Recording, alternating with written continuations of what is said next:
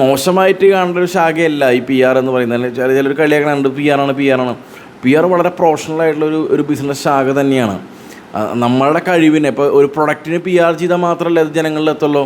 നമ്മളിപ്പോൾ എൻ്റെ കയ്യിൽ ഒരു നല്ലൊരു പിക്കിളുണ്ട്, ആ പിക്കിള് ജനങ്ങളിലേക്ക് എത്തണമെങ്കിൽ ഇന്നത്തെ കാലത്ത് വലിയ വലിയ സൂപ്പർ സ്റ്റാറുകളെ വെച്ച് കഴിഞ്ഞാൽ ഒരു പരസ്യത്തിൽ ഒരു സൂപ്പർ സ്റ്റാർ നമ്മൾ വിലക്കെടുത്തിട്ട് അച്ചാർ ആൾ ടേസ്റ്റ് ചെയ്തിട്ട് അഭിനയിച്ച് കഴിഞ്ഞ് ഇതാന്ന് പറഞ്ഞു കഴിഞ്ഞാൽ ജനങ്ങൾ എടുക്കില്ല.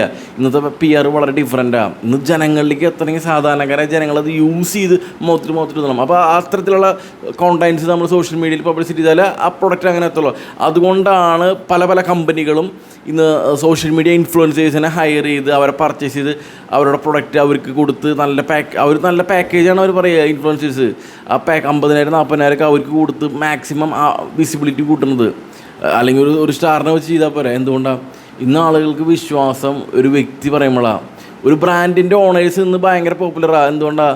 അവരിപ്പോൾ സംസാരിച്ചു തുടങ്ങി. ഒരു സ്വർണ്ണക്കട മുതലാളിയാണെങ്കിൽ ആളിപ്പോൾ പറയും ഇന്ന് സ്വർണ്ണത്തിന് ഇത്ര വരെയാണ്, ഇത് ഇന്ന താലിയാണ്, ഇന്ന മെറ്റീരിയലാണ്, അല്ലെങ്കിൽ ഇന്ന കമ്മലാണെന്നൊക്കെ പറഞ്ഞാൽ അവരതിനെ ഡിസ്ക്രിപ്റ്റ് ചെയ്ത് പറയാം. ഒരു ജ്വല്ലറിയുടെ ഓണർ ആ പ്രോഡക്റ്റിനെ കുറിച്ച് പറയുമ്പോൾ അതിന് വലിയ വിശ്വാസത്തേക്ക് വേറെ വല്ലതും വേണം. അല്ലാണ്ട് വേറെ ബോളിവുഡ് നടീനെ വെച്ചിട്ട് കാര്യമില്ല.